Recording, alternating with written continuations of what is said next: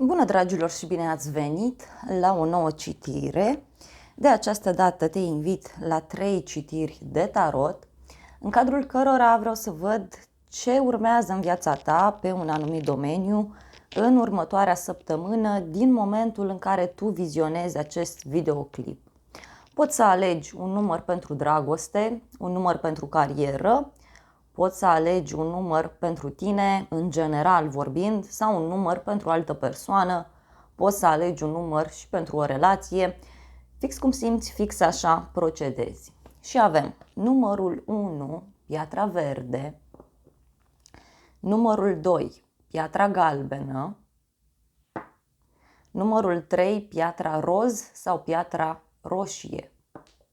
Și acestea fiind spuse, ne vedem la numărul sau la numerele alese de către tine. Bine ați revenit, dragii mei, cei care ați ales numărul 1, piatra verde. Să vedem ce trebuie să știți voi în acest moment, care sunt mesajele din partea tarotului referitor la situația de care ai întrebat.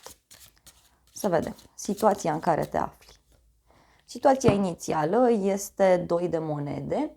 Este clar aici că cineva are de luat o decizie importantă. Este o decizie legată de bani sau este vorba despre o persoană care în momentul de față este nevoie să se împartă între 2 locuri de muncă, 2 case, între viața privată și viața profesională, dar mai văd și o persoană foarte indecisă. Simt o energie a unei persoane care încearcă să-și găsească un echilibru. Poate să fie și cineva care are 2 surse de venit. Văd aici faptul că cineva nu este foarte sigur în legătură cu un suflet pereche.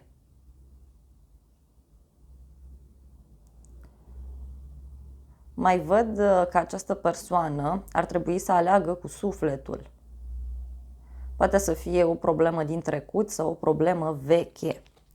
Hai să vedem următorul mesaj.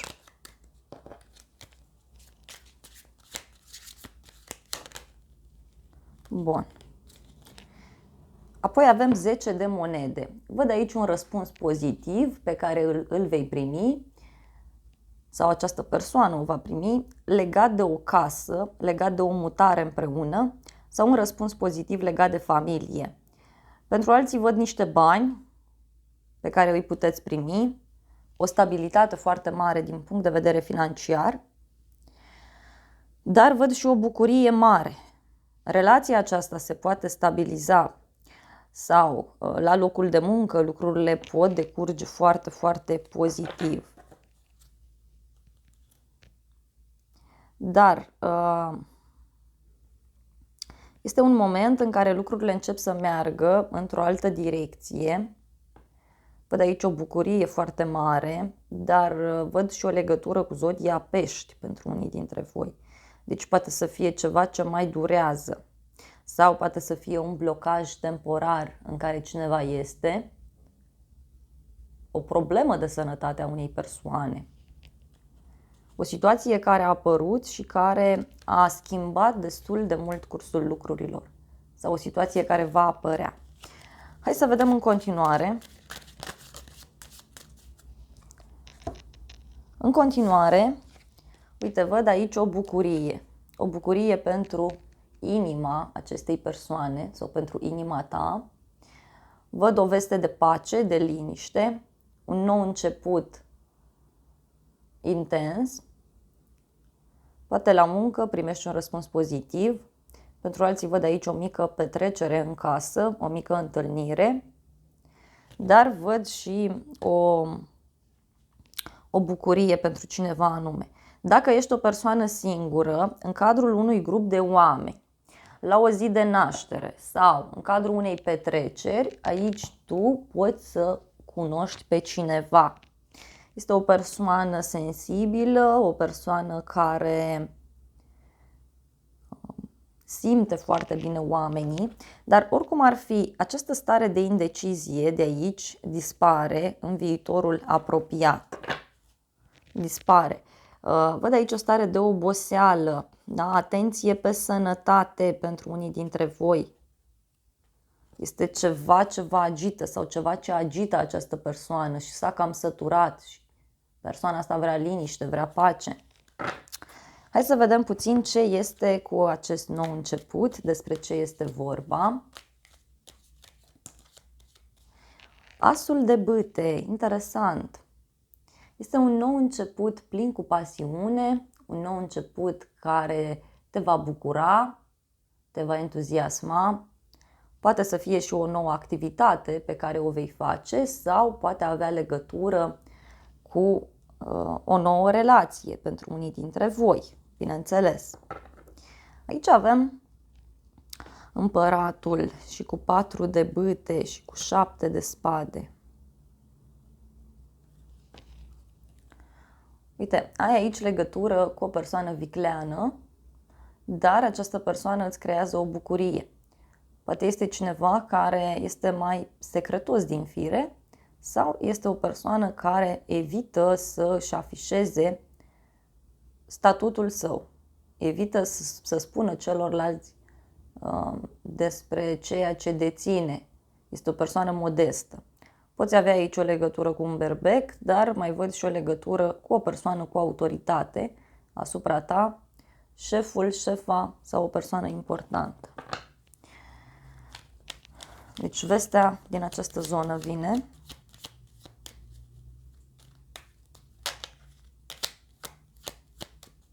Hai să vedem încă o carte. Eremitul, o legătură cu o fecioară mai văd aici. În viitorul apropiat, această situație își găsește rezolvarea pentru o persoană mai în vârstă, mai retrasă, sau dacă este vorba despre relația ta, aici se așterne liniștea, se așterne pasiunea între voi și mai mult decât atât, văd că veți avea parte, da, de o relație mai stabilă, mai serioasă, pentru că și aici sunt probleme. Asul de spade, este clar aici un nou început pentru tine, destul de frumos. O decizie care se ia în urma unei ședințe sau în urma unei întâlniri. Iar pentru cei care vă aflați într-o situație de triunghi amoros, aici lucrurile se rezolvă în viitorul apropiat. La muncă poți să avansezi, poți să devii specialist pe un anumit domeniu. Lucrurile sunt bune. Însă văd aici o bucurie pentru sufletul tău și faptul că reușești să-ți găsești liniștea. Dragilor, acestea au fost previziunile pentru cei de la numărul 1. Eu îți mulțumesc pentru atenție. Nu uita să te abonezi, să apeși clopoțelul, apasă butonul de like, funcții gratuite pentru toți și de asemenea te invit cu drag la un alt număr dacă dorești să mai vizionezi sau la o altă citire.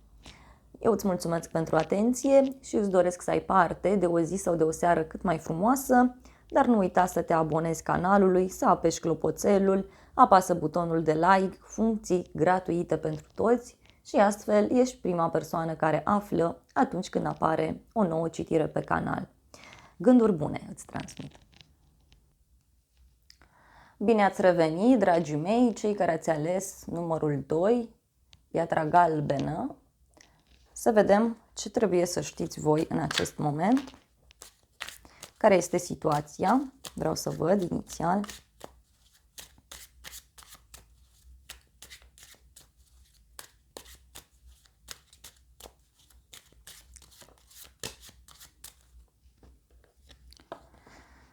În momentul de față, văd aici 3 persoane. Poate să fie o mică adunare în familie, pentru alții poate să fie o întâlnire cu niște prieteni, dar văd aici și pe cineva care studiază un anumit domeniu, cineva care studiază ceva anume. Văd că în momentul de față, unii sunteți foarte mult influențați de către persoanele extrem de apropiate sau de către prieteni. Pe de altă parte, văd multă comunicare aici cu cineva anume, dar unii dintre voi, nu toți, văd că vă aflați într-o relație de triunghi amoros. Poate să fie și un proiect la care cineva lucrează, dar aici văd o echipă mai mică de oameni cumva. Mai văd o legătură cu un berbec, da? Sau poate să fie aici din nou o persoană cu autoritate, o persoană misterioasă care știe foarte bine ce vrea și văd că este o persoană foarte pasională, cineva căruia îi place să zic așa, să trăiască viața din plin. Ai legătură aici cu o persoană autoritară, cineva care are un program foarte bine pus la punct, este o persoană organizată și acest om, văd aici că ascunde niște secrete legate de niște acte, niște secrete legate de un proces, de zona justiției. Mai văd o legătură cu o balanță sau cu zodia rac. Hai să vedem mai departe.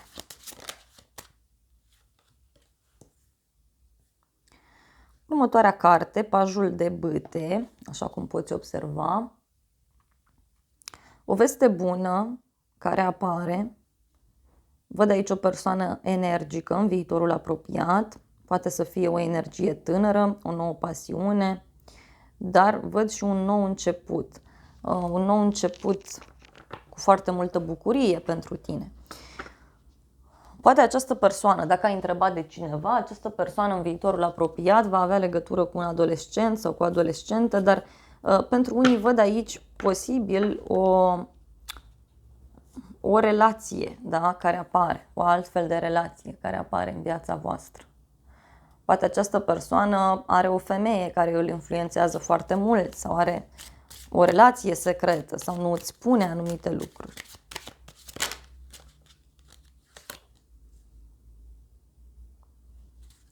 Apoi apare o veste de pace, apare o veste bună. Poate să fie un nou început pentru acest om sau poate să fie un nou început legat de muncă.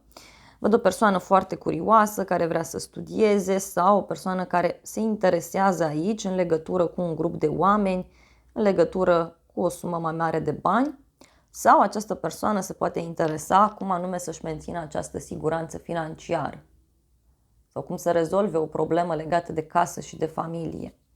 Puterea vorbește despre o legătură cu un leu. Da? Poate ai legătură aici, uite, cu o persoană foarte stabilă financiar. Văd o legătură cu o zodie de pământ, Taur, Capricorn, Fecioară.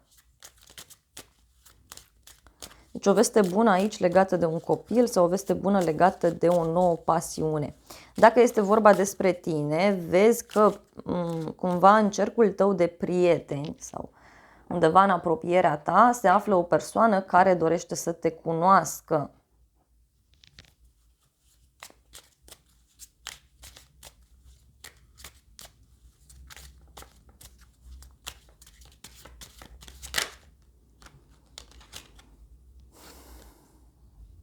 Văd un cadou pe care cineva ți-l pregătește sau văd niște bani pe care urmează să îi primești.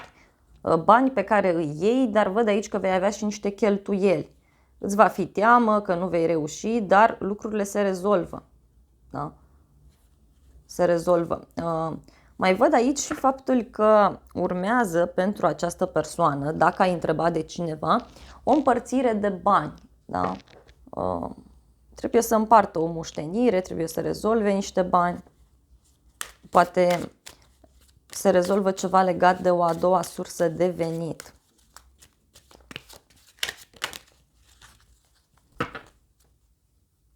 Doi de cupe.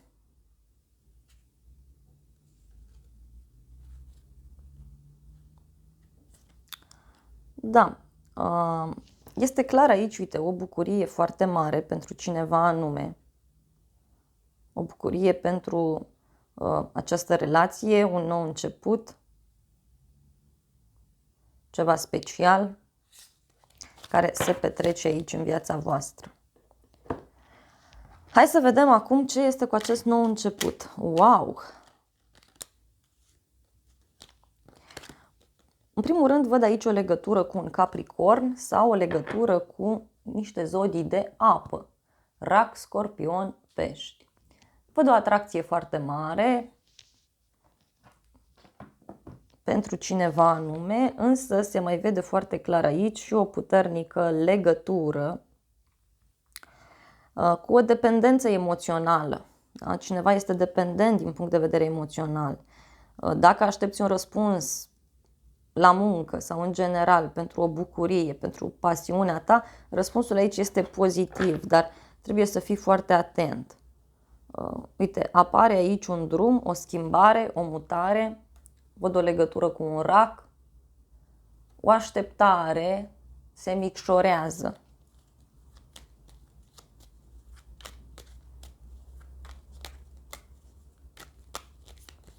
Să vedem. O legătură cu zodia Fecioară văd aici. Da, dacă ești într-o relație, aici lucrurile se stabilizează între voi. Da? Pentru că, uite, apare această transformare și această perioadă în care lucrurile au mers greu, această perioadă în care nu a fost confort între voi, nu a fost iubire, se rezolvă, se elimină. Și văd o transformare cu moartea, deci o legătură și cu un scorpion. Este o schimbare mare legată de niște studii sau o schimbare mare legată de bani, da? Poate să fie și așa ceva. Bun, dragilor, cam acestea au fost previziunile pentru cei de la numărul 2. Eu îți mulțumesc pentru atenție, te îmbrățișez cu drag. Nu uita să te abonezi, să apeși clopoțelul, apasă butonul de like, funcții gratuite pentru toți și de asemenea te invit cu drag la un alt număr dacă vrei să mai vizionezi sau te invit cu drag la o altă citire. Te îmbrățișez cu drag și îți doresc multe gânduri bune. Bine ați revenit, dragii mei, cei care ați ales piatra roz sau piatra roșie, cei de la numărul 3. Haideți să vedem ce anume dorește tarotul să îți transmită în acest moment, ce trebuie tu să știi în următoarea săptămână, din momentul în care tu vizionezi acest videoclip.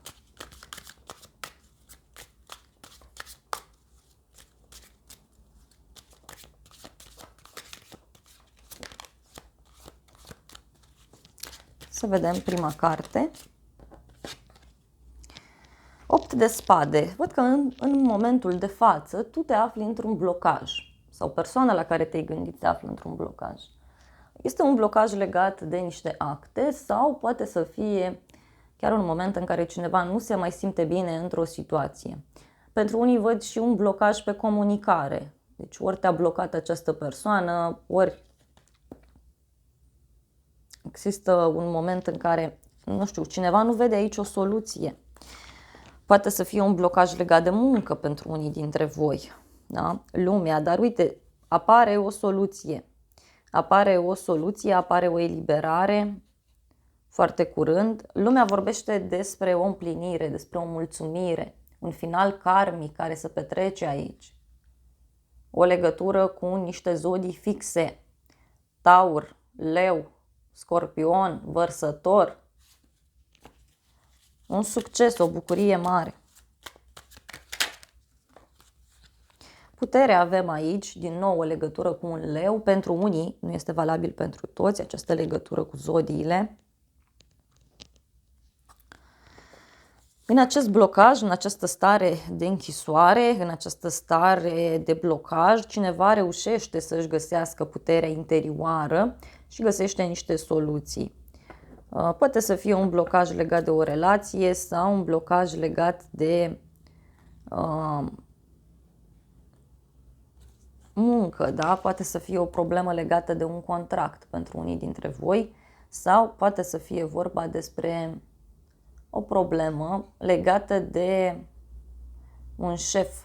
Mai văd o legătură cu un berbec. Ai o persoană în viața ta cu multă autoritate, cineva care știe bine ce vrea, care își impune anumite reguli și care are niște probleme legate de un contract, probleme legate de o relație, probleme de la muncă, probleme cu o persoană din familie sau o persoană foarte apropiată sufletului său. Poate chiar și tu ești o persoană care are foarte mari așteptări de la dragoste sau în general vorbind. Dar simt aici energia unei persoane foarte, foarte independente.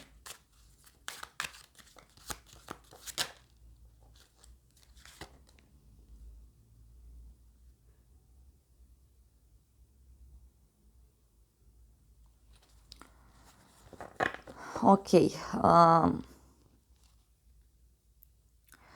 Văd aici pentru unii o bucurie, da? Legată de o schimbare, legată de un drum. Văd că ceea ce este rău se duce, da, în spatele tău sau în spatele acestei persoane și apare acea lumină de la capătul tunelului. Văd aici o legătură cu un vărsător. Tu aici ai suferit mult sau ai fost într-o situație dificilă, dar apare acea speranță în viața ta, apare acea dorință ca lucrurile să funcționeze altfel.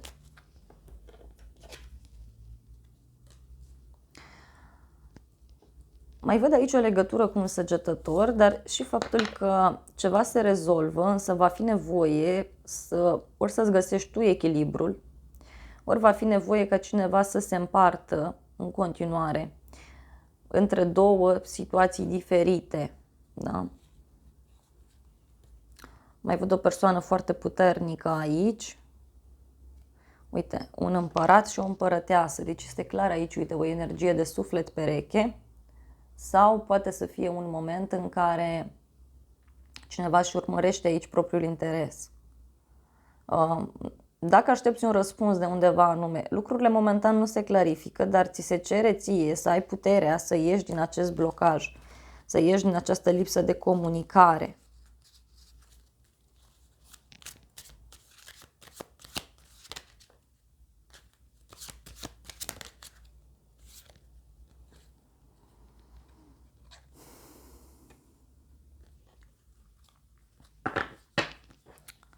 Viața sau situația aceasta te îndeamnă ori pe tine, ori pe această persoană la un moment dat să iei atitudine de unul singur. Da? Uite, tu în fața tuturor. Și văd o persoană care trebuie să-și urmărească aici, uite, propriul interes. Atenție la o relație de triunghi amoros sau atenție la niște prieteni pe care îi ai sau așa zici prieteni. Bun, hai să vedem în continuare ce se întâmplă, ce trebuie să știi.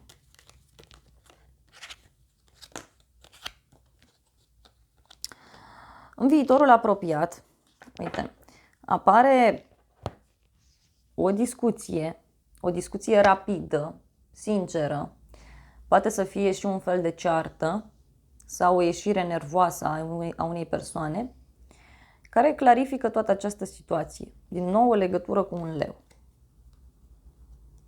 Este un răspuns foarte rapid care apare aici. Și o schimbare bruscă în viața unei persoane. Este ceva ce îți oferă apăsare, ceva ce poate te va pune mai mult la muncă sau poate să fie o situație în care este nevoie să ai răbdare, să iei lucrurile încet și sigur. Hai să vedem.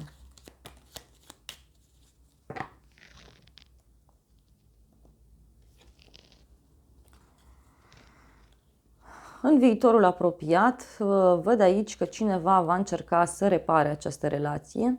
De asemenea, văd pe cineva care va fi nevoie să se împartă între familie și copil sau între acel ideal de muncă și persoana iubită. Poate chiar cineva care începe să discute serios ideea aceasta de a face un copil sau de a-și găsi liniștea.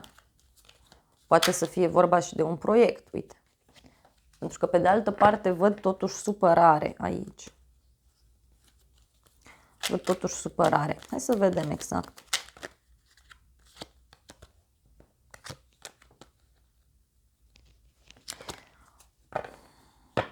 Nu știu cine e blocat aici sau cine nu vrea să ia o decizie, dar roata destinului vine și schimbă totul.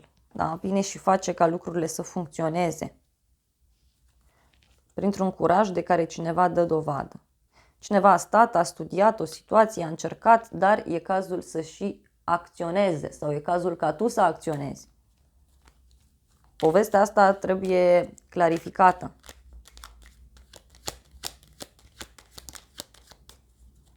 Da, uite, și este ceva legat ori de un triunghi amoros, ori este vorba despre o persoană mai puțin serioasă. Dar văd aici, uite, o bucurie mică sau o bucurie legată de un nou proiect sau legată de un copil, legată de o sumă de bani, de o veste pozitivă pe care cineva o primește. Deci de aici lucrurile se rezolvă radical între voi sau în general vorbind. Ia să vedem. Da. Așa cum spuneam, apare nebunul, un nou început magnific, cu surprize, dar și o reacție neașteptată a unei persoane. Un curaj foarte mare de care tu dai dovadă, însă vezi că e cu un sacrificiu.